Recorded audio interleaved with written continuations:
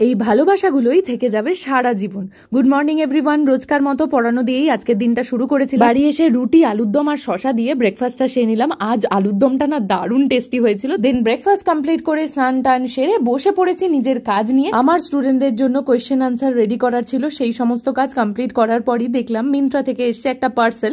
আমি মিন্ত্রা থেকে অর্ডার করেছিলাম জয়ের একটা বডি লোশন, সাথে অর্ডার করেছিলাম ডাভ ইন্টেন্স রিপেয়ার শ্যাম্পু। দুটোই বড় সাইজের অর্ডার করেছি কারণ এই দুটো আমাদের পরিবারের সবাই ইউজ করে। তারপর চলে আসি লাঞ্চে, আর লাঞ্চটা আমার জন্য একদম সারপ্রাইজ ছিল। মা প্রথমবারের জন্য বানিয়েছিল এগ পোলাও। আমি ডিম অতটা ভালো না বাসলেও আমার খেতে খুব একটা খারাপ লাগেনি। বিকেলবেলা ন্যাশপাতি খেয়ে চলে গেছিলাম পড়াতে। পড়ানো কমপ্লিট করে বাড়ি এসে দেখলাম আমার আরেক স্টুডেন্টের মা আমার জন্য কিছু পাঠিয়েছে।